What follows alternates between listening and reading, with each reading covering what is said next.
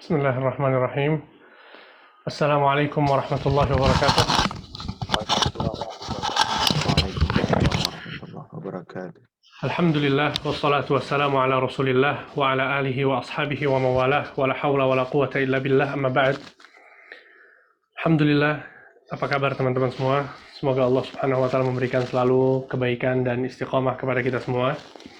Senang sekali Ana bisa bertemu dengan antum semua walaupun online, tidak tatap muka. Akan tapi semoga Allah Subhanahu wa taala berkahi. Dan sebagaimana yang sudah disebutkan oleh pembawa acara bahwa kajian kita pada kesempatan kali ini akan membahas tentang apa yang berkaitan dengan 10 hari terakhir di bulan Ramadan. Allah Subhanahu wa taala menciptakan makhluk-makhluknya, kemudian Allah memilih di antara makhluk-makhluknya siapa yang terbaik di antara mereka. Allah menciptakan manusia, kemudian Allah pun menjadikan Nabi Muhammad SAW sebagai manusia yang paling mulia. Allah Subhanahu wa taala menciptakan hamparan bumi. Kemudian Allah menjadikan Makkah dan Madinah menjadi hamparan bumi yang terbaik yang ada di muka bumi ini. Begitu juga ketika Allah Subhanahu wa taala menciptakan bulan-bulan. Allah menjadikan Ramadan sebagai bulan yang paling afdal, yang paling mulia. Dari bulan Ramadan secara keseluruhan, maka yang terbaik dari bulan Ramadan ini adalah 10 hari terakhir di bulan Ramadan. Dan sekarang kita sudah ada di tanggal 19 Ramadan. Berarti besok adalah tanggal 20 Ramadan. Kemudian hari Senin kita masuk ke tanggal 21 dari bulan Ramadan. Sehingga pada setelah maghrib di hari esok, berarti kita sudah masuk ke 10 hari terakhir bulan Ramadan. Karena sebagaimana yang kita ketahui bahwa dari bulan-bulan Islam, di bulan-bulan Islam, di tanggalan Hijriyah, itu bergantinya hari ditandai dengan terbenamnya matahari. Berbeda dengan tanggalan Masehi. Dalam tanggalan Masehi, berpindahnya hari ditandakan dengan ketika melewati jam 12.00 atau jam 00.00 gitu ya. Akan tapi dalam kalender Hijriyah, dalam penanggalan dan hari-hari Hijriyah, berpindahnya dari satu hari ke hari yang lain, maka itu ditandakan dengan terbenamnya matahari. Sehingga dari sini kita bisa mengetahui bahwa tanggal 21 Ramadan atau 10 hari terakhir bulan Ramadan itu masuk pada setelah maghrib di hari esok. Setelah maghrib di hari esok. Sehingga sangat penting sekali bagi kita untuk mengetahui kadar keutamaan dari 10 hari terakhir bulan Ramadan ini sebelum kita memasukinya. Ikhwani fillah wa akhwati fid din rahimani wa rahimakumullah jami'an, teman-teman sekalian, ada sebuah hadis yang diriwayatkan oleh Imam Muslim.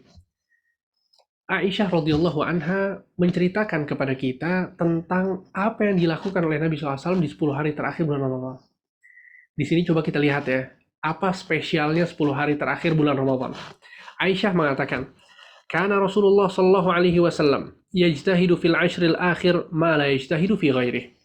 Sesungguhnya Nabi Muhammad sallallahu alaihi wasallam sangat bersemangat dalam beribadah di 10 hari terakhir bulan Ramadan lebih daripada semangat beliau di hari-hari yang lainnya. Maka ini adalah hadis yang sangat jelas yang menunjukkan bahwa 10 hari terakhir bulan Ramadan berbeda dengan hari-hari biasanya. Jangankan berbeda dengan hari-hari biasanya, dengan hari-hari di bulan Ramadan saja dia berbeda. Lebih mulia, lebih afdal, lebih layak agar kita bersemangat beribadah di dalamnya. Maka ada beberapa hal yang dilakukan oleh Nabi Shallallahu Alaihi Wasallam, dan ketika kita merujuk kepada hadis-hadis Nabi, maka kita akan dapatkan hal tersebut. Di antaranya adalah sebuah hadis yang sahih yang diriwayatkan oleh Imam Bukhari dan Muslim, bahwa Aisyah, lagi-lagi Aisyah bercerita, apa yang Nabi Shallallahu Alaihi Wasallam lakukan di 10 hari terakhir bulan Ramadan. Kata Aisyah, "Kana Rasulullah Shallallahu Alaihi Wasallam idza dakhala al-ashra ahya al-laila wa ayqadha ahlah wa jadda wa shadda al-mi'zar." Kata Aisyah radhiyallahu anha, Nabi Shallallahu Alaihi Wasallam jika sudah masuk ke 10 hari terakhir bulan Ramadan, yang beliau lakukan adalah ahyal laila, menghidupkan malam. Wa aiqadha ahlah, membangunkan keluarganya. Wa jadda wa syaddal mi'zar, beliau bersemangat dalam beribadah. Dan yang keempat, mengencangkan sarungnya. Coba kita bedah satu persatu apa yang dikatakan oleh Aisyah dalam hadis ini. Aisyah mengatakan yang pertama dilakukan Nabi adalah menghidupkan malam. Maka ini adalah sunnah yang pertama yang hendaknya kita melakukannya di 10 hari terakhir bulan Ramadan, yaitu menghidupkan malam. Apa maksudnya menghidupkan malam? Maksudnya adalah malam itu waktu untuk istirahat. Malam waktu untuk tidur. Kebiasaan manusia dari zaman dahulu sampai zaman sekarang, bahkan ini adalah sebuah fitrah yang Allah Subhanahu wa taala jadikan kepada umat manusia seluruhnya, bahwa malam itu dijadikan untuk tempat istirahat. Allah Subhanahu wa taala berfirman, "Wa ja'alna al-laila libasa." Dan malam telah kami jadikan sebagai pakaian, sehingga seseorang itu tertutup di malam hari. Gelap, istirahat, tidur, itu adalah yang dilakukan oleh manusia di malam hari. Maka Nabi Muhammad SAW, dan diantara kebiasaan Nabi Muhammad SAW adalah tidur setelah Isya.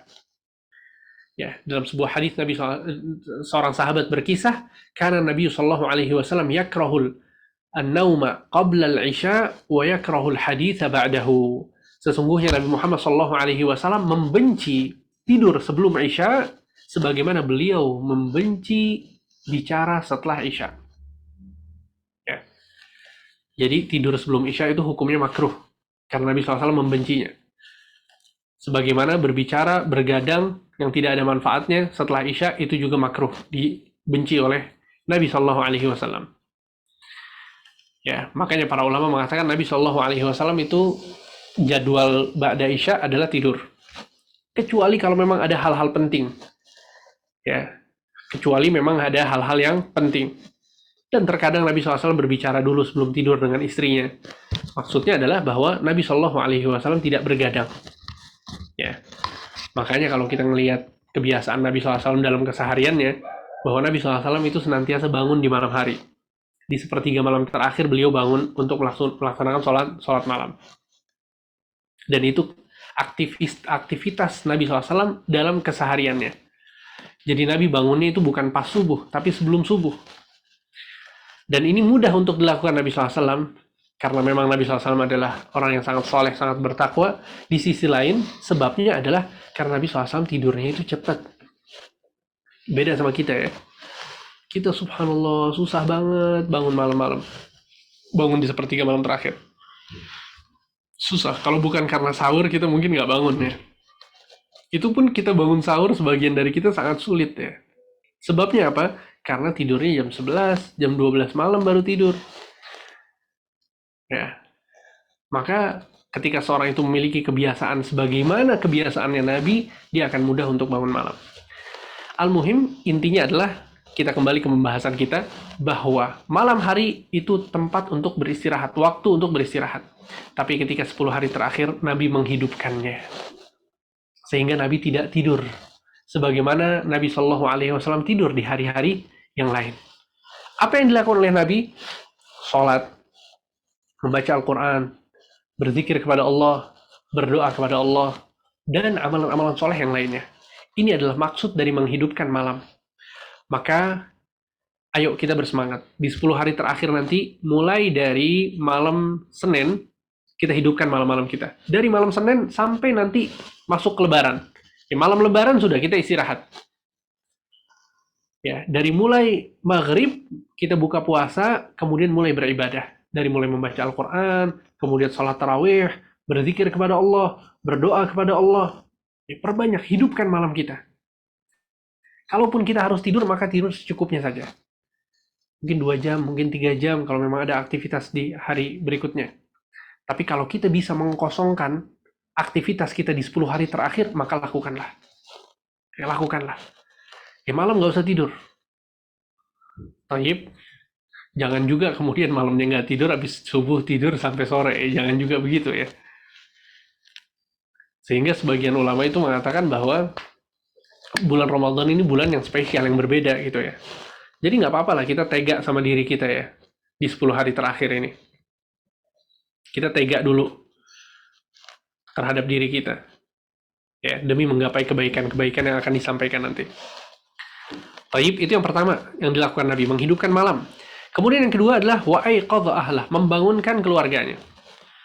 Jadi kebiasaan Nabi di sepertiga malam terakhir adalah beliau membangunkan istri-istrinya. Membangunkan. Ini akan kita bahas di pembahasan berikutnya.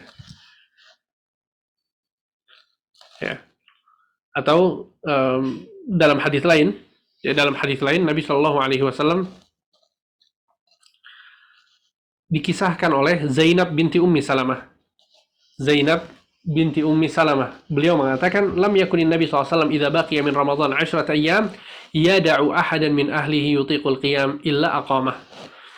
Kata Zainab, Nabi Shallallahu Alaihi Wasallam di 10 hari terakhir bulan Ramadan yang selalu beliau lakukan adalah membangunkan seluruh keluarganya. Yang bisa bangun agar dia bangun. Ya, maksudnya kalau nggak ada halangan, nggak sakit, nggak ada halangan apapun, bisa bangun, dibangunkan sama Nabi SAW di 10 hari terakhir bulan Ramadan. Lihat, ini adalah kebiasaan dari Rasulullah SAW di 10 hari terakhir bulan Ramadan, yaitu membangunkan keluarga. Ya, jadi nanti ketika kita sudah masuk ke 10 hari terakhir bulan Ramadan, kita ajak keluarga kita untuk bangun malam. Hidupkan rumah itu seakan-akan siang.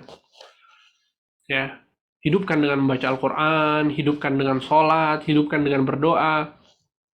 Ya, sehingga hidupkanlah malam dengan beribadah kepada Allah Subhanahu wa taala. Dan hadis ini hadis sahih diriwayatkan oleh Imam Tirmidzi. Ya. Tayyib, sehingga ini adalah hal yang kedua yang dilakukan oleh Nabi SAW di 10 hari terakhir bulan Ramadan. Kemudian wajadda, dan beliau bersemangat. Ini hal ketiga yang disebutkan oleh Aisyah. Beliau bersemangat. Ya, jadi mungkin yang tadinya baca Al-Qur'annya biasa-biasa saja, ini jadi lebih banyak lagi.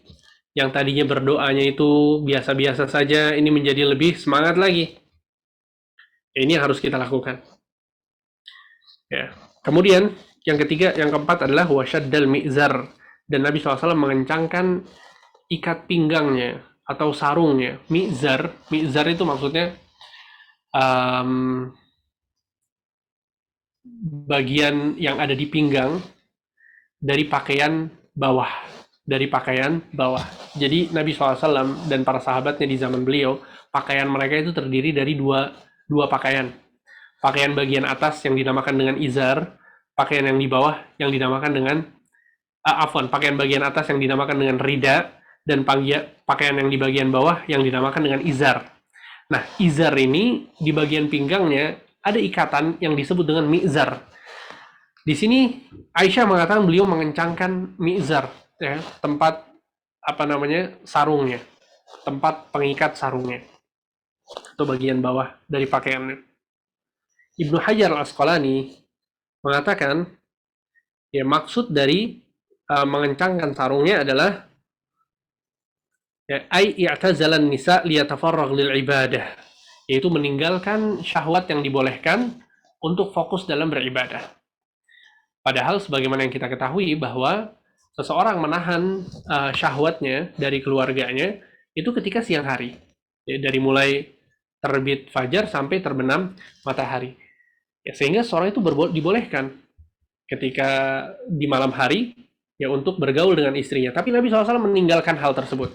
Nabi meninggalkan syahwatnya. Kenapa? Untuk fokus dalam beribadah. Ya, untuk fokus dalam beribadah. Maka inilah yang dilakukan oleh Rasulullah SAW ketika 10 hari terakhir bulan Ramadan. Ya. Tinggal kemudian ada satu ibadah yang penting yang Nabi SAW merutinkan untuk melakukannya. Ibadah ini adalah i'tikaf. Apa itu i'tikaf? I'tikaf adalah berdiam diri di masjid. I'tikaf adalah berdiam diri di masjid. Ya, tentu maksud dan tujuannya adalah untuk fokus beribadah kepada Allah Subhanahu wa taala. Sehingga i'tikaf adalah beribadah kepada Allah Subhanahu wa taala dengan berdiam diri di masjid. Ya. Seorang yang beriktikaf hakikatnya adalah sebagaimana yang disebut oleh Ibnu Rajab, al-i'tikaf huwa qat'ul 'ala'iq 'anil khala'iq lil ishtighal bi khidmatil khaliq. Ya, kata Ibnu Rajab Al-Hambali, i'tikaf adalah memutus segala hubungan dengan manusia untuk fokus beribadah kepada Sang Pencipta. Ini adalah hakikat dari makna i'tikaf.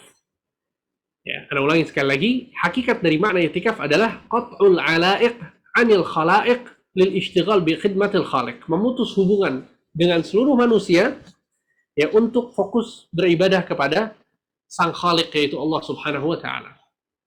Ya, sehingga bentuk i'tikaf yang terkadang terjadi di masyarakat kita itu ketika seseorang itu datang i'tikaf ya sama teman-temannya sambil bawa handphone, ngobrol-ngobrol, kemudian main handphone pas lagi i'tikaf, ya, ngobrol-ngobrol di WhatsApp dan lain sebagainya yang keluar dari maksud dan tujuan i'tikaf, maka hal seperti ini mengurangi ya makna dari i'tikaf itu sendiri. Bahkan terkadang i'tikafnya jadi hilang sama sekali. Jadi nggak ada makna i'tikafnya sama sekali.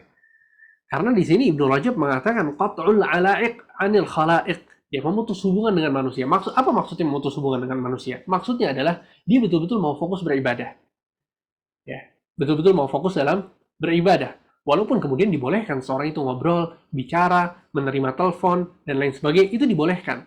Akan tapi kalau kemudian ya yang yang menjadi kebiasaan ketika seorang itu i'tikaf adalah ngobrol, maka ini ya sangat jauh dari makna i'tikaf yang diajarkan oleh Rasulullah Shallallahu Alaihi Wasallam. Ya, sehingga para ulama menyebutkan bahwa ibadah i'tikaf ya hukumnya adalah sunnah. Ya, hukumnya adalah sunnah. Dan ada banyak dalil-dalil yang menjelaskan tentang hal ini. Di antaranya adalah dalam surat Al-Baqarah ayat 125. Allah menyebut tentang i'tikaf.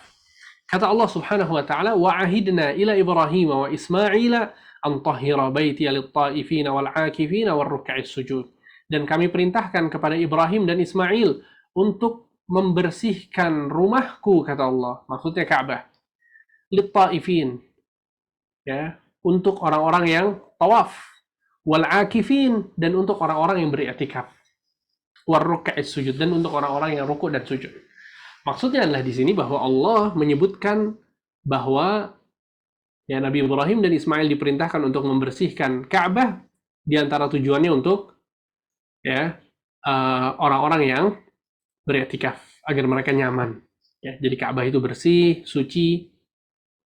Sehingga di sini Allah menyebutkan orang-orang yang beriktikaf. Sehingga ibadah i'tikaf ini sudah diketahui bahkan sebelum diutusnya Nabi Muhammad Shallallahu Alaihi Wasallam.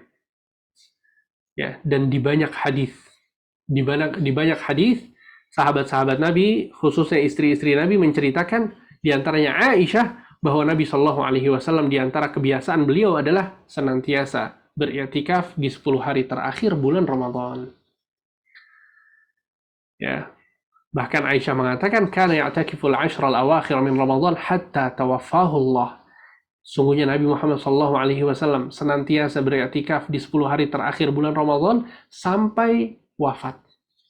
Sampai wafat. Jadi seumur hidupnya Nabi SAW semenjak ya adanya bulan Ramadan, ya beliau senantiasa beriktikaf di 10 hari terakhir bulan Ramadan. Kemudian kata Aisyah, "Tsumma i'takafa azwajuhu min ba'dih." Kemudian istri-istri beliau pun ikut beriktikaf setelah beliau wafat. Ya, mengikuti jejak beliau maksudnya. Istri-istri Nabi itu beriktikaf setelah Nabi SAW wafat. Ya, hadis sahih riwayat Bukhari dan Muslim. Ya, dan dalil ini juga menunjukkan bahwa dibolehkan bagi wanita untuk beriktikaf. Dibolehkan bagi wanita untuk beriktikaf. Akan tapi tentu dengan syarat-syarat dan ketentuan yang disebutkan oleh para ulama. Di antaranya adalah ya tidak memakai wewangian, kemudian tidak memakai pakaian yang bisa menimbulkan fitnah. Kemudian ketiga, memang ada tempat khusus di sana sehingga tidak bercampur dengan laki-laki. Ya, maka kalau kemudian ditakutkan fitnah dan bercampur baur dengan laki-laki, maka terlarang, nggak boleh.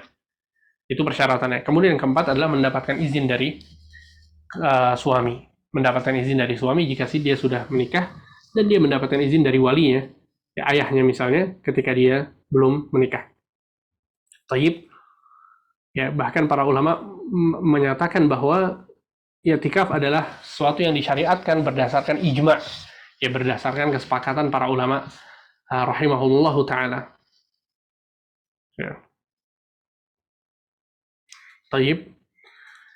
Dan waktu i'tikaf, ya ikhwan, ya, kalau kita bicara tentang ibadah i'tikaf secara umum, maka sebetulnya tidak ada pengkhususan i'tikaf itu di bulan Ramadan atau di 10 hari terakhir bulan Ramadan. Ya, bahkan Nabi SAW pernah beriktikaf di pertengahan Ramadan. Bahkan Nabi SAW juga pernah i'tikaf di bulan Syawal. Ya, sehingga tidak ada ketentuan sebetulnya pada ibadah i'tikaf ini untuk dilakukan di bulan Ramadan. Sehingga kapanpun waktunya seseorang boleh untuk melakukan i'tikaf. Ya, untuk melakukan i'tikaf. Kemudian bagaimana cara seseorang itu beriktikaf 10 hari terakhir di bulan Ramadan? Maka para ulama mengatakan caranya adalah dengan masuk ke dalam masjid.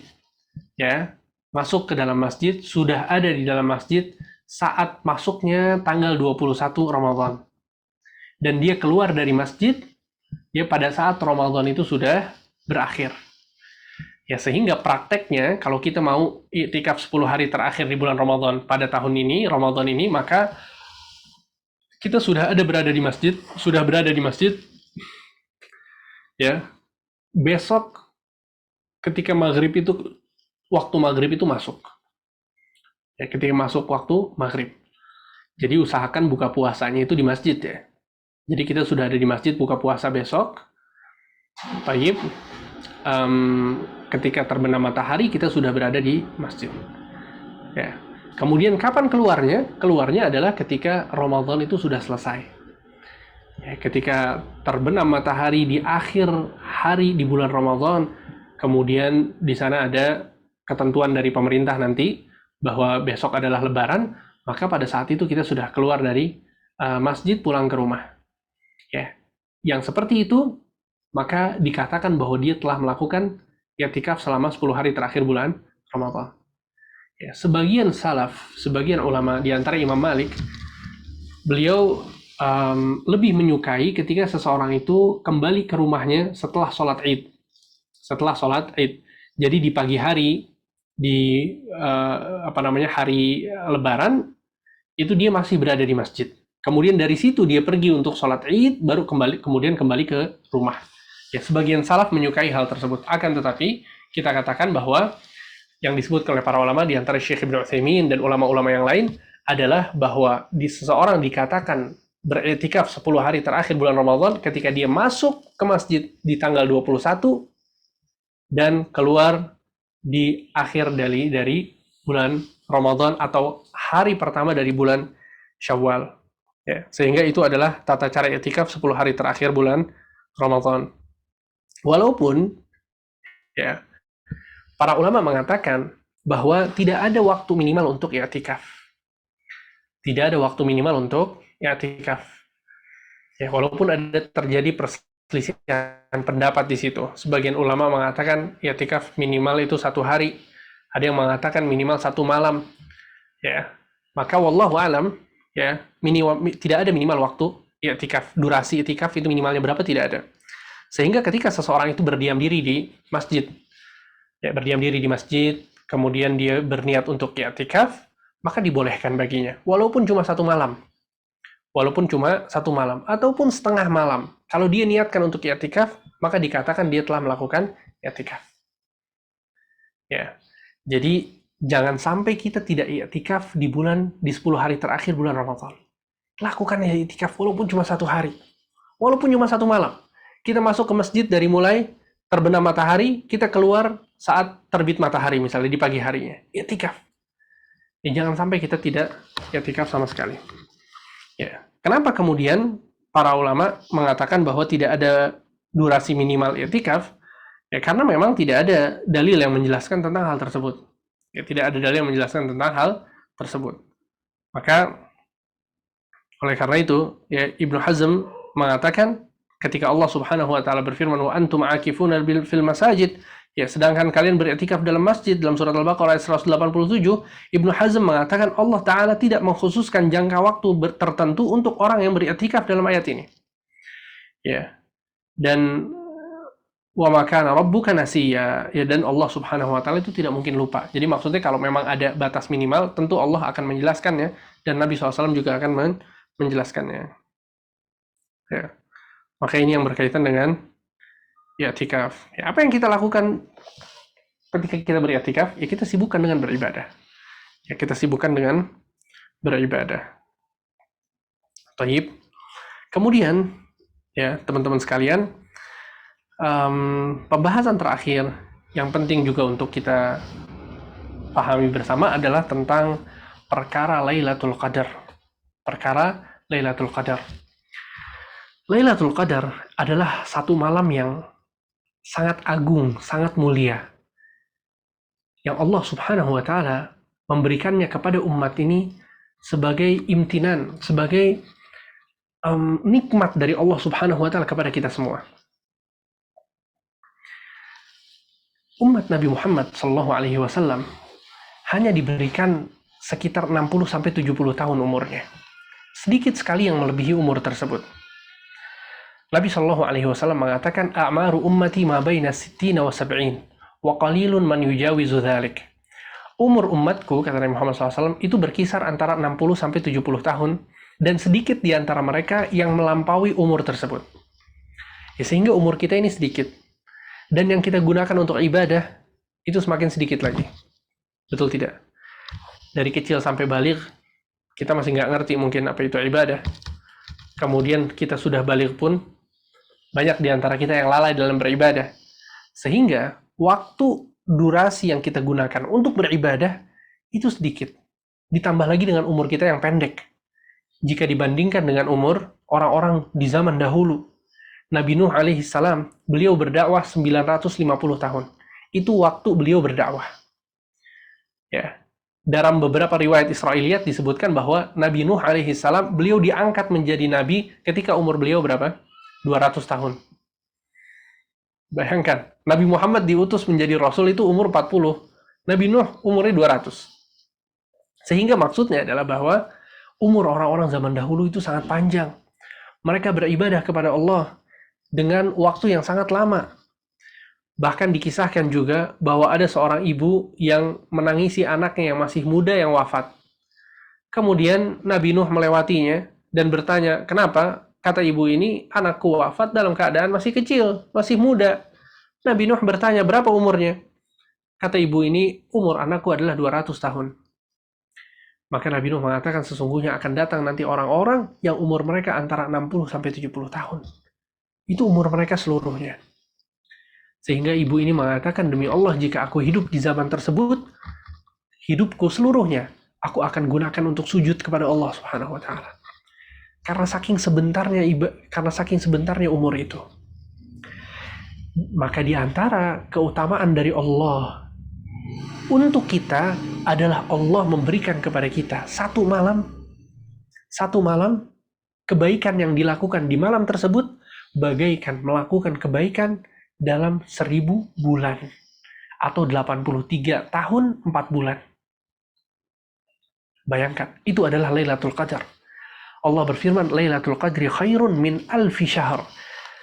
Satu malam Lailatul Qadar itu lebih baik daripada 1000 bulan atau 83 tahun 4 bulan. Ya, para ulama menjelaskan maksud dari lebih baik dari 1000 bulan adalah ibadah yang dilakukan di malam tersebut lebih baik daripada ibadah yang dilakukan selama 83 tahun 4 bulan. Katakanlah sholat. Jika antum sholat di malam Lailatul Qadar, maka itu lebih baik daripada antum sholat selama 83 tahun 4 bulan. Ketika antum membaca Al-Quran di malam Lailatul Qadar, maka bacaan Al-Quran yang antum lakukan di malam Lailatul Qadar itu lebih baik daripada antum membaca Al-Quran selama 83 tahun 4 bulan. Katakanlah hal ini pada setiap ibadah yang kita lakukan di Lailatul Qadar. Allahu Akbar. Betapa besarnya perkara Lailatul Qadar. Ya, sehingga walaupun umur kita hanya 60 sampai 70, tapi amalan kita, pahala yang bisa kita dapatkan bisa melampaui orang-orang yang umurnya 1000 atau 2000 tahun. Ya. Bayangkan kalau kita setiap Ramadan bisa memanfaatkan momen Lailatul Qadar.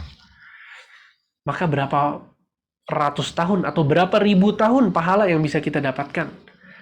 Pahala membaca Al-Quran, pahala bersedekah, pahala berdoa, pahala sholat, pahala sujud kepada Allah, ruku' kepada Allah, memuji dan menyanjung Allah, berzikir, beristighfar, minta ampun kepada Allah.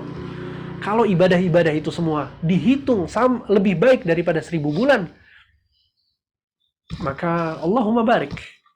Ya, betapa hebatnya kita. Padahal kita hanya melakukannya pada satu malam setiap tahun.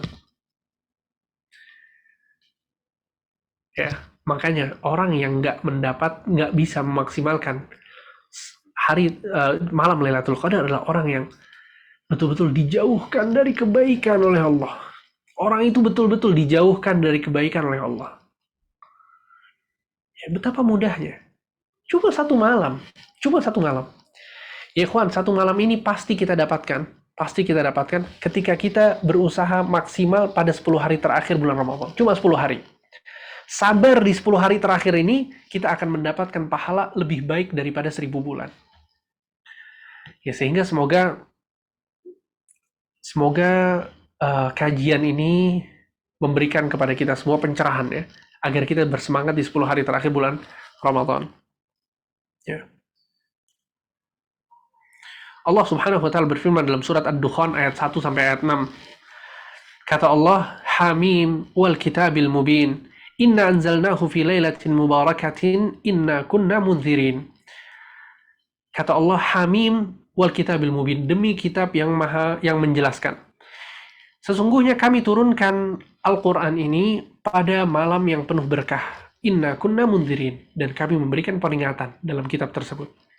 Jadi, turunnya Quran itu pada malam Lailatul Qadar. Ya, yaitu ketika diturunkan oleh Allah Subhanahu wa taala dari Lauhul Mahfuz ke Baitul Izzah. Kemudian dari Baitul Izzah yang ada di langit yang paling rendah diturunkan ya oleh Allah Subhanahu wa taala dengan memerintahkan Jibril kepada Nabi Muhammad selama berangsur-angsur selama 23 tahun. Kemudian kata Allah, fiha yufraqu kullu amrin hakim.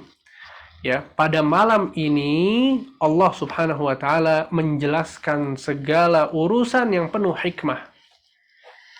Kata para ulama, maksud dari fiha yufraqu kullu amrin hakim, Allah pada malam itu dijelaskan segala urusan yang penuh hikmah, maksudnya adalah Allah menentukan takdir setiap hamba di malam Lailatul Qadar selama 1 tahun penuh. Jadi catatan takdir, penentuan takdir itu ada beberapa tahapan. Ada takdir yang dituliskan di Lauhul Mahfuz. Ada takdir yang dituliskan ketika kita di dalam perut ibu kita, masih janin. Ada takdir yang dituliskan oleh Allah pada setiap tahun, yaitu pada setiap malam Lailatul Qadar. Jadi 1 tahun dari Lailatul Qadar sekarang sampai Lailatul Qadar tahun depan, apa yang akan terjadi pada diri kita? Bagaimana jodoh kita? Bagaimana keuangan kita? Bagaimana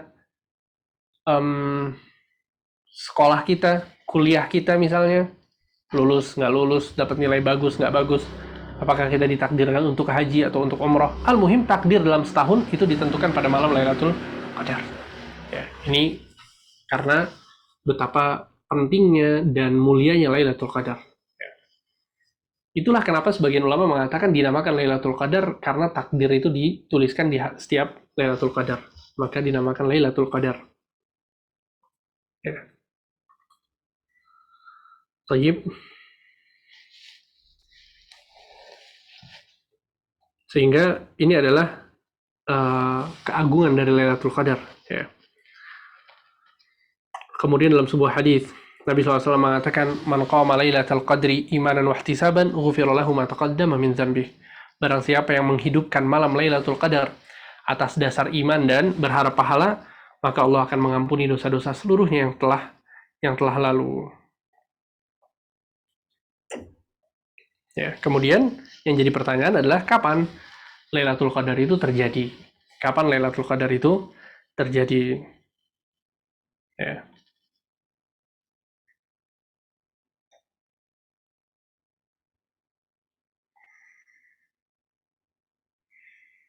Maka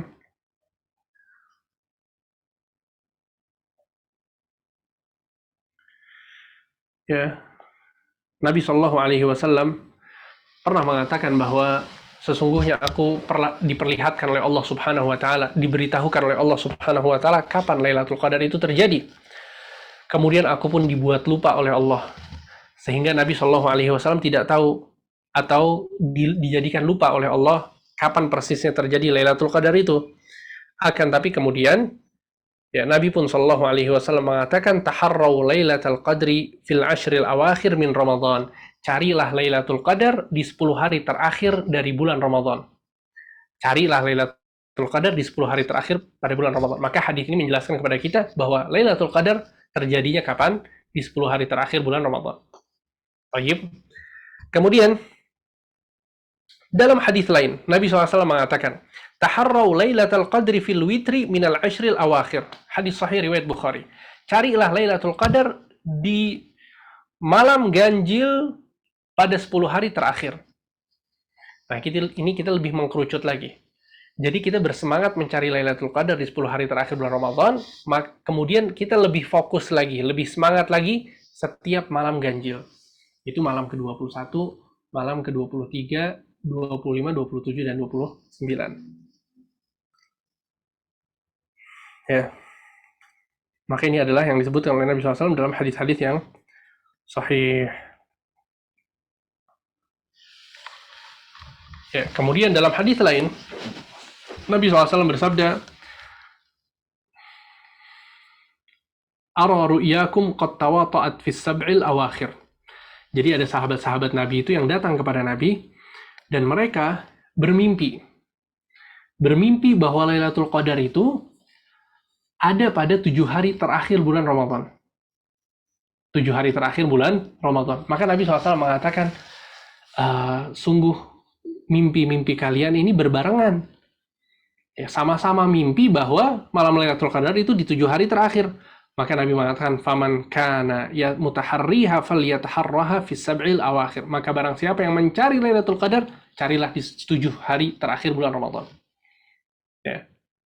7 hari terakhir bulan Ramadan. Sehingga di sini lebih mengkerucut lagi ya. Tadi sekarang kita mendapatkan 3 hadis. Hadis yang pertama Nabi mengatakan di 10 hari terakhir bulan Ramadan. Kemudian hadis yang kedua di malam ganjil. Kemudian hadis yang ketiga di 7 hari terakhir bulan Ramadan. Sehingga ini lebih mengerucut lagi. Ya, bahkan dalam sebuah hadis, ya, Nabi Shallallahu Alaihi Wasallam mengatakan Lailatul Qadri Lailatul Sab'in wa Ishrin. Hadis sahih diriwayatkan oleh Imam Abu Dawud. Kata Nabi, sungguhnya malam Lailatul Qadar adalah malam ke-27 di bulan Ramadan. Malam ke-27 di bulan Ramadan. Ya. Maka ini lebih mengkerucut lagi ya, di malam ke-27 bulan Ramadan. Sehingga sebagian ulama merojihkan bahwa malam Lailatul Qadar itu malam ke-27. Sebagian ulama merojihkan demikian. Ya, walaupun sebagian ulama lain mengatakan bahwa malam Lailatul Qadar itu berpindah-pindah setiap tahunnya. Sehingga mungkin pada tahun ini malam ke-27, mungkin malam yang di tahun yang berikutnya malam Lailatul Qadar itu tahun berikutnya di malam ke-21. Mungkin Lailatul Qadar di tahun berikutnya itu malam ke-25. Ya, sehingga intinya ya jangan sampai kita kemudian tersibukkan ya, dengan penentuannya kapannya, akan tapi yang paling jelas adalah dia berada di 10 hari terakhir bulan Ramadan. Maka barang siapa yang menghidupkan setiap malam di 10 hari terakhir bulan Ramadan, tentu dia akan mendapatkan Lailatul Qadar. Tentu dia akan mendapatkan Lailatul Qadar.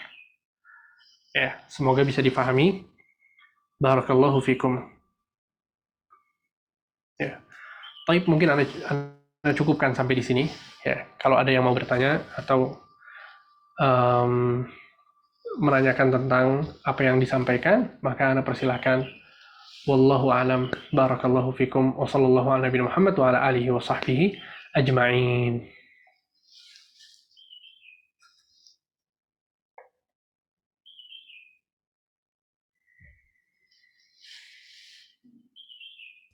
Nah, jazakallahu khairan Ustaz atas penyampaiannya terkait materi kita pada hari ini. Alhamdulillah telah kita lalui bersama terkait daurah hadis, bagaimana Rasulullah SAW menyambut 10 malam terakhir di bulan Ramadan.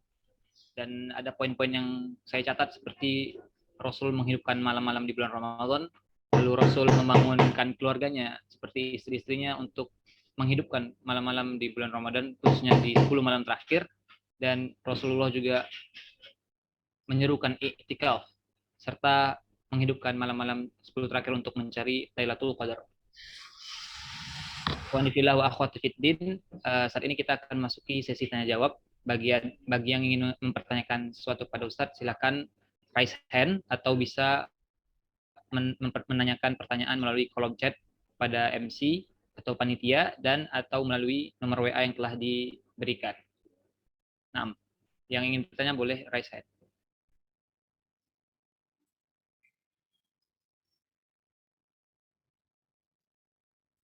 Mungkin Anda bacakan pertanyaan dari kolom chat dulu ya, Ustaz. Silakan. Oke, nah pertanyaan pertama. Assalamualaikum warahmatullahi wabarakatuh, Ustaz. Semoga Allah merahmati kita semua dan menerima amal ibadah bulan Ramadan kita. Mau bertanya, Ustaz, bagaimana tips menghidupkan malam di 10 hari terakhir Ramadan bagi mahasiswa yang esok harinya masih ada kegiatan perkuliahan, Ustaz? Baik. Lakukan sebisa mungkin. Ya, jangan meninggalkan untuk menghidupkan malam sama sekali. Kalau memang di pagi harinya kita ada keterkaitan, ada kuliah, ada kegiatan yang harus kita hadiri, ya, maka itu bukan berarti kita nggak menghidupkan malam. Ya, karena maksud dari menghidupkan malam bukan berarti kemudian kita nggak tidur sama sekali. Ya, kita total untuk beribadah, walaupun itu yang terbaik. Ya, walaupun itu yang terbaik. Jadi begini ya teman-teman sekalian ya, apalagi kalian kan masih kuliah ya. Nih sebagian, kemudian juga masih muda. Kadang anak-anak muda itu suka begadang untuk hal-hal yang nggak bermanfaat. Betul tidak? Walaupun besoknya kuliah. Dia bisa main game sampai pagi dan besoknya ada kuliah dan nggak ada masalah sama sekali. Dia bisa nonton serial, katakanlah apapun itu, hal-hal yang nggak bermanfaat, nonton ini, nonton itu, film, semalam suntuk, padahal besoknya kuliah. Sebagian lagi nonton bola di malam harinya, padahal besoknya kuliah.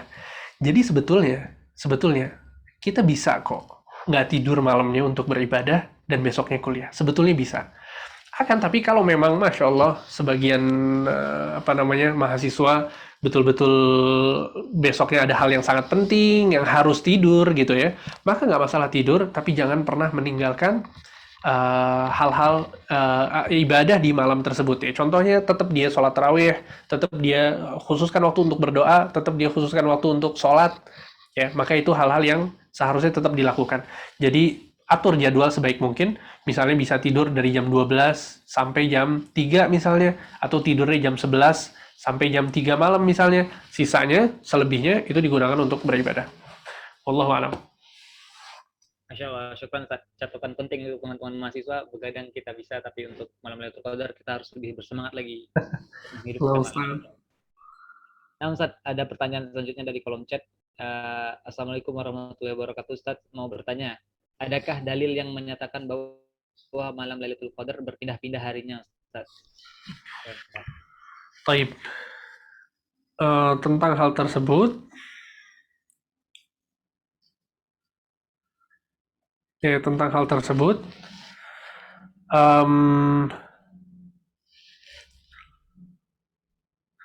yang jelas adalah karena dalil-dalil yang menjelaskan tentang penentuan Lailatul Qadar ya, itu bersifat umum.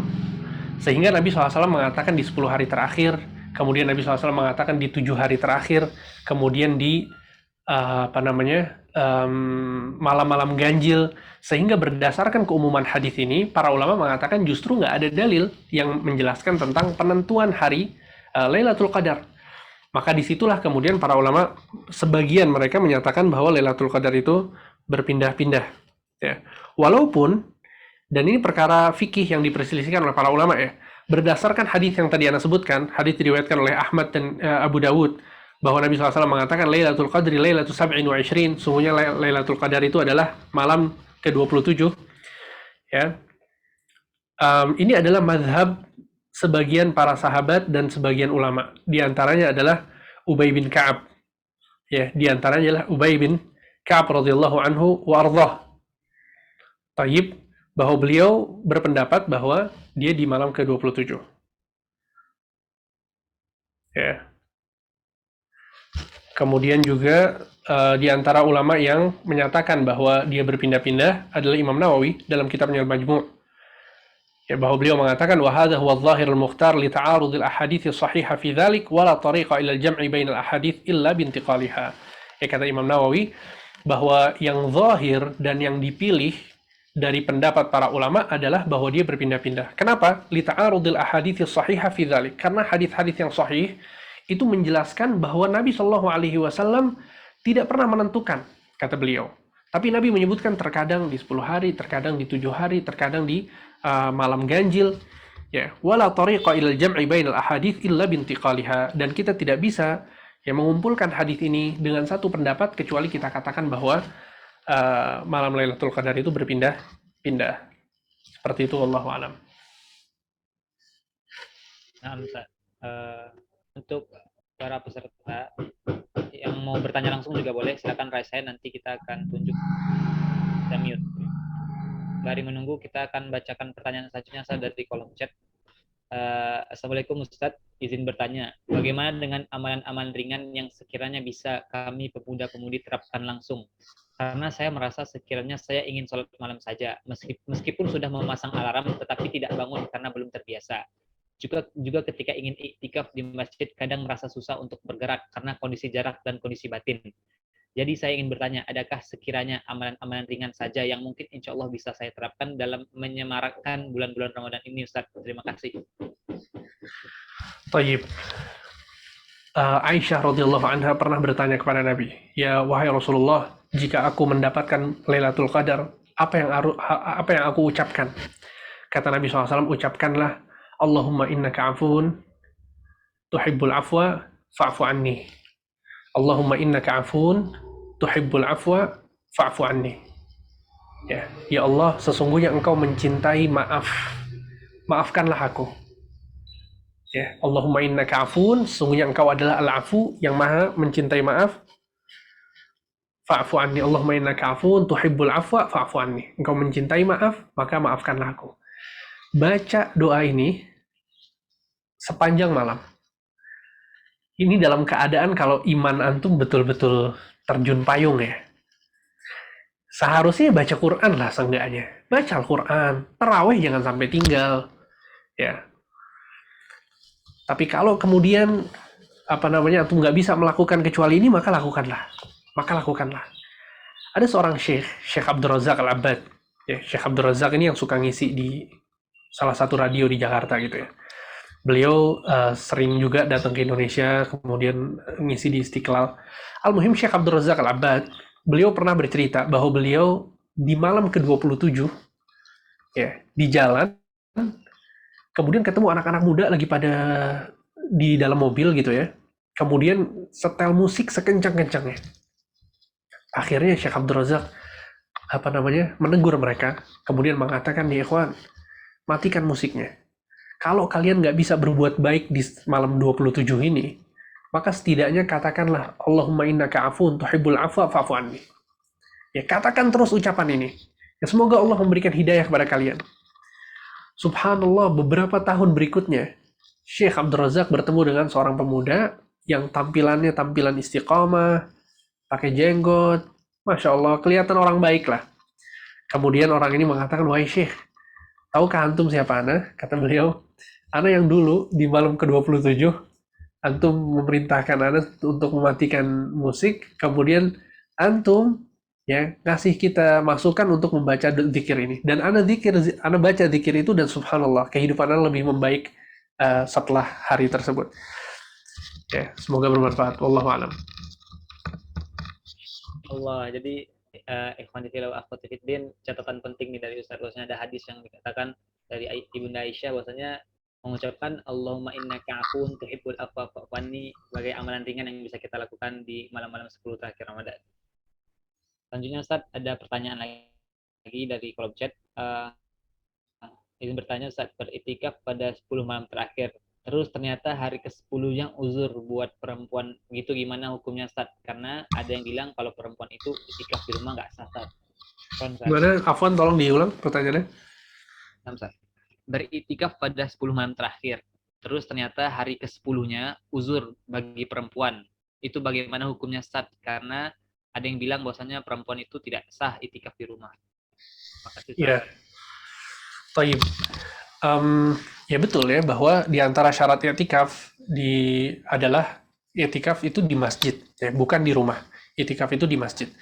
Dan perempuan yang kemudian haid, ya maka ini adalah satu ketetapan dari Allah Subhanahu wa taala. Dan wanita, ya jangan pernah membayangkan kalau dia ketika haid kemudian dia berubah gitu ya, yang tadinya taat sama Allah jadi sebaliknya. Justru ketika wanita itu meninggalkan sholat, meninggalkan puasa, itulah ketaatan dia ketika dia sedang haid. Jadi ini merupakan satu amalan agung, amalan yang besar ketika wanita meninggalkan puasa dan sholat. Ya, apa maksudnya amalan besar? Maksudnya adalah taat kepada Allah, taat kepada Rasulullah SAW. Ini satu hal penting yang untuk difahami. Ya, bahwa bukan berarti kemudian ketika meninggalkan sholat dan puasa dan meninggalkan hal-hal yang memang dilarang, ya, kemudian dia itu jauh dari Allah. Itu yang pertama. Kemudian yang kedua adalah banyak ibadah yang bisa dilakukan oleh wanita yang sedang haid. Dia bisa berzikir kepada Allah Subhanahu wa taala. Ya, tadi Allahumma innaka afuwun tuhibbul afwa fa'fu anni itu bisa dibaca.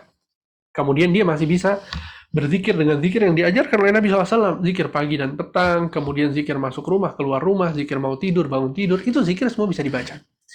Kemudian juga untuk wanita yang haid, dia masih dibolehkan untuk membaca Al-Quran.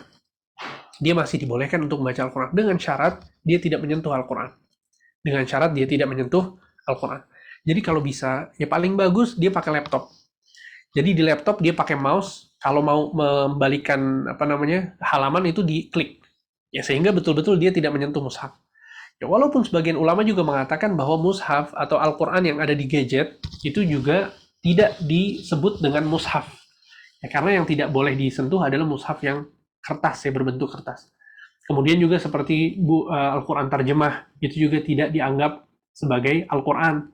Ya, karena di situ lebih banyak terjemahnya daripada Al-Qur'annya, dan hakikat dari Al-Qur'an terjemah adalah tafsir. Ya, hakikat dari Quran terjemah adalah tafsir, sehingga itu adalah masuk dalam kategori buku tafsir, bukan mushaf. Ya, sehingga maksudnya adalah banyak hal yang bisa dilakukan oleh wanita, sehingga walaupun kemudian dia nggak 10 hari di masjid, dia cuma dapatnya 7 hari atau 8 hari, nggak masalah. Ya, kembali ke rumah, kemudian fokus dalam beribadah, dan Allah Subhanahu wa Ta'ala maha mengetahui niat hamba-hambanya. Dan yang terpenting dari i'tikaf atau dari fokus beribadah adalah Lailatul Qadar. Jadi dimanapun kita, kalau kita bisa fokus beribadah pada saat malam Lailatul Qadar, itu goals ya. Itu yang terpenting. Seperti itu. Jadi walaupun wanita ini ada di rumah, tapi ketika malam Lailatul Qadar itu dia dalam keadaan sedang beribadah, ya maka itu adalah pencapaian yang kita inginkan. Ya, wallahu alam. Nah, syukron, Ustaz. Tampaknya yang pertanyaan dari kolom chat baru itu, Ustaz. Mungkin kepada teman-teman, jika ada yang ingin bertanya secara langsung kepada Ustadz, boleh raise hand.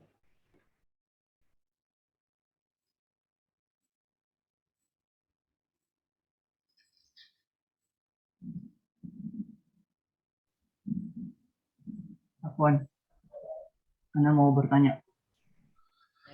Bang. Assalamualaikum warahmatullahi wabarakatuh, Ustaz.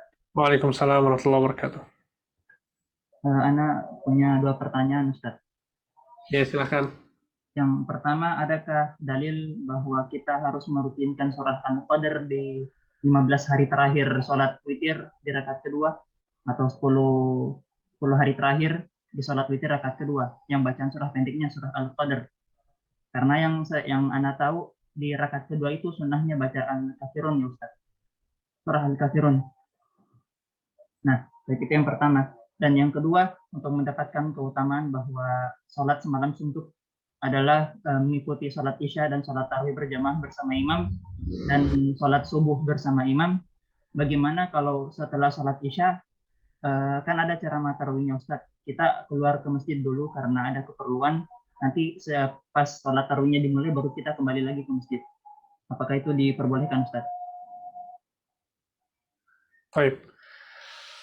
Untuk pertanyaan pertama, Ana nggak tahu ya, wallahu alam. Ana nggak tahu apakah ada dalil khusus atau tidak. Dan seseorang yang mau melakukan hal tersebut tentu dia harus merujuk kepada dalil. Ya sehingga Ana nggak tahu. Kalau kemudian antum mendapatkan ada orang yang melakukan itu, maka silahkan ditanya ya. Bisa jadi ada dalil yang dia ketahui yang tidak kita ketahui gitu. Akan tapi secara spesifik, apakah ada dalil yang menyebutkan tentang hal tersebut, Ana nggak tahu, wallahu alam. Kemudian yang kedua, Nabi SAW mengatakan, Man qama ma'al imami hatta yansarif kutiba lahu qiyamul lailah. Hadits ini adalah hadits yang menjelaskan bahwa seseorang yang sholat bersama imam pada sholat tarawih sampai imam itu selesai, maka dia akan mendapatkan pahala semalam suntuk. Sehingga ya maksud dari bersama imam di sini adalah sholat tarawihnya, ya bukan kemudian sholat isya dan sholat subuhnya.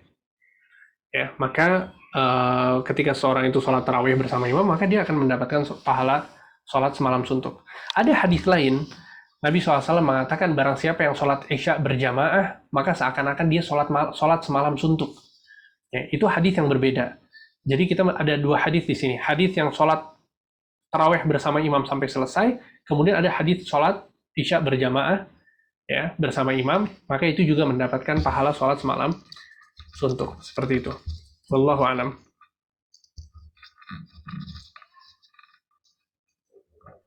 Bagaimana penanya Bang Awi? Ya, baik Ustaz. Syukran jazakumullahu khairan Ustaz. Afwan, sama-sama, barakallahu fikum. Nah, Ustaz. Kita lanjut Ustaz. Ini ada yang raise hand dari M. Hasan Basri. Silakan. Baik. Assalamualaikum warahmatullahi wabarakatuh. Waalaikumsalam warahmatullahi wabarakatuh. Mau nanya Ustadz, bagaimana jika ingin beriktikaf di masjid di masa pandemi sekarang ini, tambah lagi di wilayah sekitarannya itu ada yang terpapar gitu Ustadz. Apakah boleh beriktikaf di rumah saja gitu? Yang jelas bahwa i'tikaf tidak dilakukan kecuali di masjid. Ketika kita mau beribadah fokus di rumah, maka itu dikatakan kita beribadah dan itu amal soleh, ya akan tapi tidak dikatakan bahwa itu i'tikaf ya. Sehingga wallahu alam, dan dalam perkara ini kita mengikuti petunjuk pemerintah. Ya, kalau kemudian ternyata pemerintah ini melarang di satu masjid atau beberapa masjid untuk beriktikaf, maka kita taati peraturan. Apalagi kalau kemudian memang ada hal-hal yang membahayakan sebagaimana yang tadi disebutkan. Dan wallahu alam ya, setahu ana pada saat ini ya setiap masjid mereka punya kebijakan masing-masing gitu ya. Tidak ada imbauan khusus seperti tahun kemarin. Kalau tahun kemarin kan jelas bahwa sholat 5 waktu aja bahkan di banyak masjid di stop gitu ya. Maka wallahu alam dilihat maslahat dan mudaratnya. Kalau memang ternyata masjid tersebut mengadakan i'tikaf dengan peserta yang terbatas misalnya, ya maka kita ikuti. Kalau kemudian ternyata kita yang khawatir terpapar karena saking banyaknya orang yang terpapar, kemudian kondisi masjidnya misalnya nggak terlalu rapih dalam menjalankan protokol kesehatannya, maka wallahu alam tetap i'tikaf itu dikatakan i'tikaf ketika di masjid, dan ketika kita di rumah maka tidak dikatakan i'tikaf walaupun itu adalah kebaikan ya. Kita yakin bahwa itu adalah kebaikan ketika seorang fokus beribadah di rumahnya. Wallahu alam.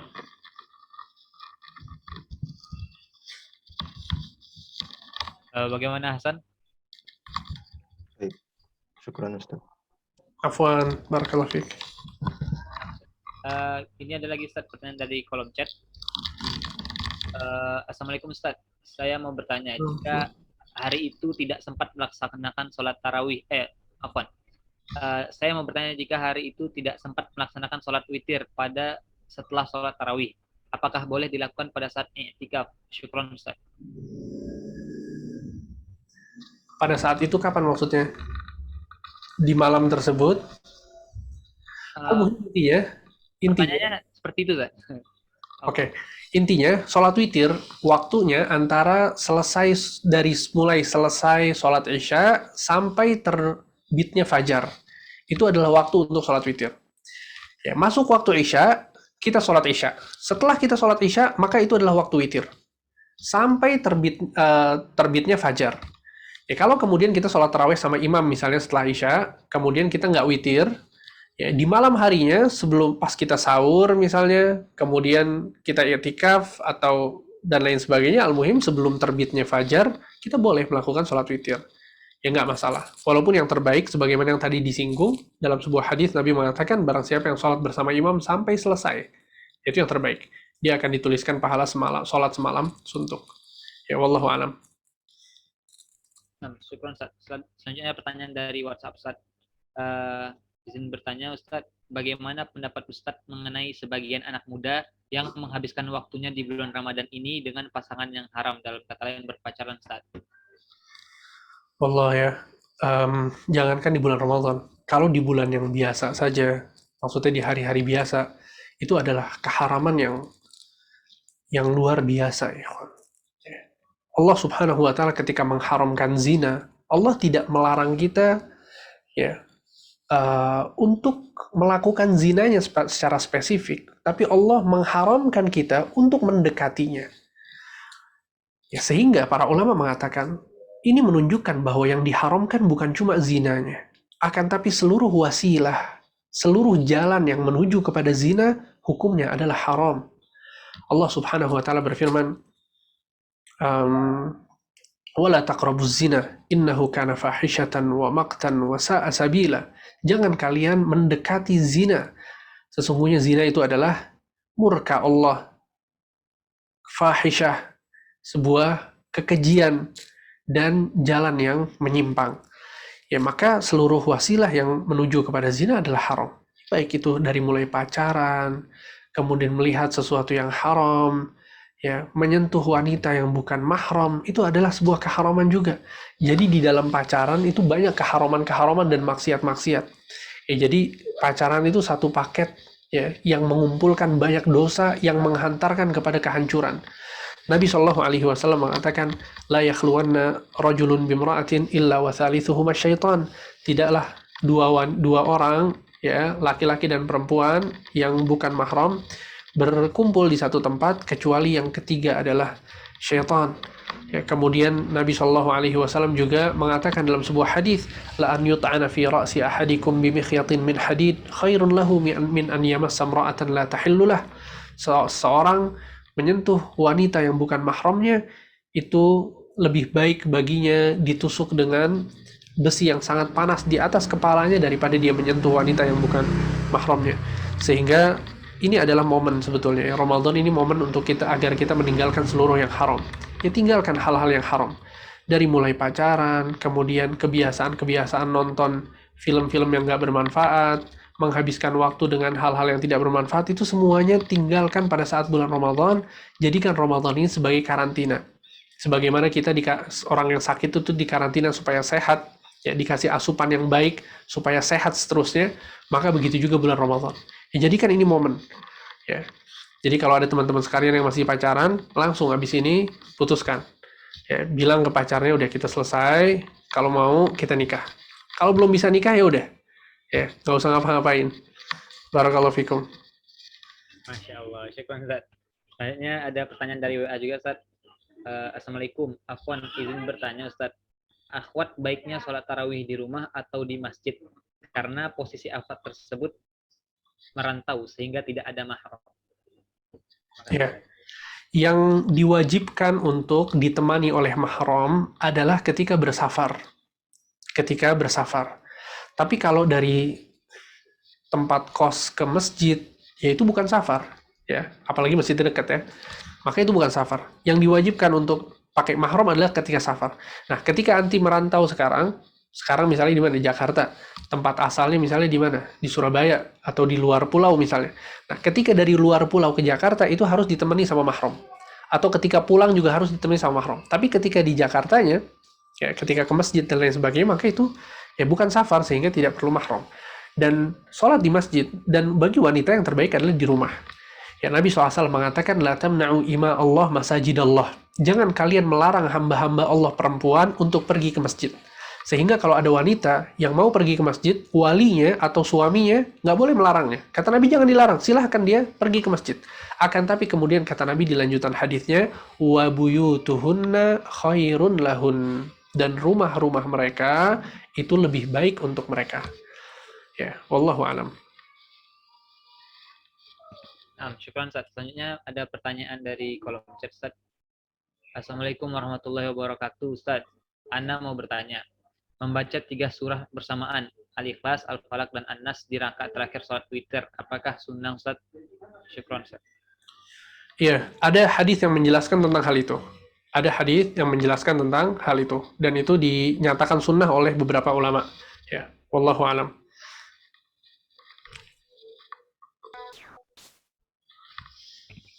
Syukran Ustaz.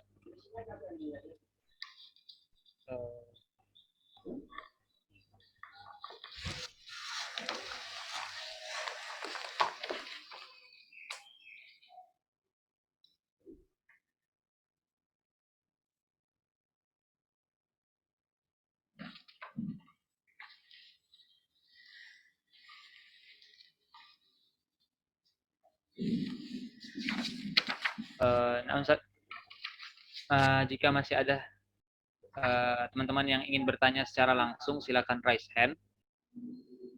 Selagi kita masih ada waktu bersama Ustaz Hamdi.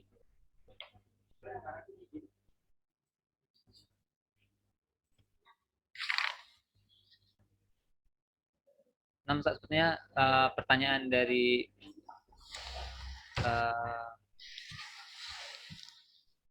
misalnya ada pertanyaan dari kolom chat, Ustaz. Ya. Izin bertanya, Ustaz.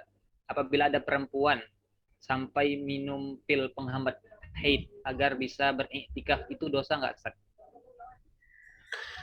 Itu nggak perlu dilakukan ya. Itu nggak perlu dilakukan. Ya kalau memang ternyata dia minum, kemudian tidak haid, ya boleh-boleh saja, ya nggak masalah. Ya, maksud nggak masalah adalah kemudian dia tidak haid gitu ya, maka tetap dia hukumnya itu tidak haid gitu ya. Itu maksud saya tidak masalah. Jadi kalau kemudian ada wanita yang minum pil, kemudian dia tidak haid, maka dia dijatuhi hukum bahwa dia tidak haid. Akan tapi itu tidak perlu dilakukan. Ya. Aisyah radhiyallahu anha pernah ditanya, pernah Aisyah radhiyallahu anha pernah beliau ini berhaji ya, bersama Nabi SAW ketika haji wada. Maka ketika sudah di miqat ya, mau melaksanakan haji, ya tiba-tiba Aisyah pun terkena haid. Maka Nabi SAW yang katakan kepada Aisyah adalah bahwa ini adalah ketetapan Allah Subhanahu wa Ta'ala kepada anak-anaknya Adam yang wanita. Ya, maka nggak masalah, memang seperti itu wanita. Ya, sehingga nggak perlu kemudian dipaksakan ya. Apalagi kalau kemudian di sana ada efek sampingnya, ya secara medis mungkin tidak baik, maka lebih baik ditinggalkan. Ya, biarkan saja dan kita bertakwa kepada Allah Subhanahu wa Ta'ala sesuai dengan kemampuan kita. Wallahu a'lam. Syukran, Ustaz. Mungkin teman-teman jika ada ingin bertanya secara langsung silakan raise hand.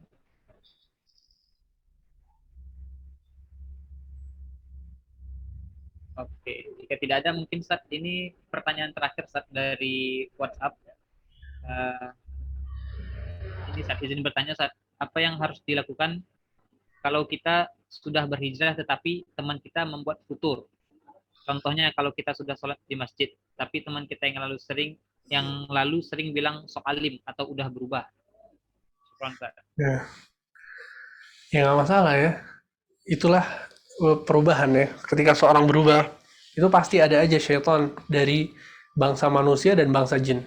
Ya nggak mungkin syaitan itu ridho dengan perubahan kita yang menjadi lebih baik. Sehingga di situ pasti ada gangguan, pasti ada godaan, pasti ada orang yang mencela misalnya, mencemooh, maka biarin aja yang kuat gitu ya. Dan disitulah kemudian Allah Subhanahu wa Ta'ala mau menguji kita, apakah kita benar dengan perubahan kita atau tidak. Allah Subhanahu wa Ta'ala berfirman dalam surat Al-Ankabut, Alif Lam Mim, hasiban nasu yutraku ayyaqulu amanna wa hum la yuftanun. Walaqad fatanna alladhina min qablihim fala ya'lamanna Allahu alladhina sadaqu wa la ya'lamanna al-kadhibin. Kata Allah, apakah orang-orang yang mengatakan aku beriman, kemudian mereka akan ditinggal begitu saja, kata Allah? Ya tentu tidak, kata Allah. Ya, sungguh kami telah memberikan fitnah kepada orang-orang yang datang sebelum mereka dan kepada mereka. Wa la ya'lamannallahu alladhina shadaqu wa la ya'lamannal kadhibin. Agar Allah bisa membedakan, agar Allah mengetahui. Allah mau memperlihatkan siapa di antara hamba-hambanya yang jujur ya, dalam istiqamah dan siapa di antara mereka yang dusta. Sehingga jujur atau dustanya kita dalam berhijrah itu terlihat ketika kita mendapatkan ujian. Jadi sabar, ya. Kalau bisa diajak untuk berhijrah juga, diajak untuk berubah juga diajak. Kalau tidak maka pelan-pelan ditinggalkan. Pelan-pelan ditinggalkan. Ya. Wallahu a'lam, barakallahu fikum. Syukron Ustaz, mungkin untuk sesi tanya jawab kita cukupkan sebelum kita lanjut ke sesi selanjutnya Ustaz. Mungkin Ustaz bisa memberikan sedikit nasihat secara umum kepada teman-teman semua yang ada di Zoom ini atau secara spesifik kepada kami sebagai mahasiswa Ustaz. Baik, yang semangat belajar, ya, yang semangat belajar karena masa muda itu nggak akan pernah kembali lagi, dan masa muda yang paling paling bermanfaat adalah ketika seseorang itu masih di bangku kuliah. Ya, ketika seorang itu masih di bangku kuliah, maka manfaatkan betul waktu muda kalian ya, dan lakukan yang terbaik ya. Belajar agama di sisi kalian belajar ilmu yang sedang kalian pelajari juga, karena itu adalah bekal ya untuk kalian di dunia dan di akhirat. Ya, semoga apa yang disampaikan bisa bermanfaat, dan sekali lagi ini adalah hari-hari emas, 10 hari terakhir, jangan sampai ditinggalkan. Jadikan 10 hari terakhir ini momen perubahan kita dalam kehidupan kita. Ya, setiap orang itu punya waktu berubah dalam kehidupannya. Jadikanlah waktu berubah kita itu pada 10 hari terakhir bulan Ramadan di tahun ini. Wallahu alam, semoga apa yang disampaikan bermanfaat. Wassallallahu ala nabiyina Muhammad wa ala alihi wa sahbihi ajma'in. Kita tutup dengan doa kafaratul majlis. Subhanakallahumma wa bihamdika asyhadu an la ilaha illa anta astaghfiruka wa atubu ilaik. Wassalamualaikum warahmatullahi wabarakatuh. Waalaikumsalam warahmatullahi wabarakatuh. Jazakallahu khairan wa barakallahu fik untuk Ustadz Hamdi Al-Bakri yang telah memberikan tausiah atau daurah hadisnya kepada kita di hari ini.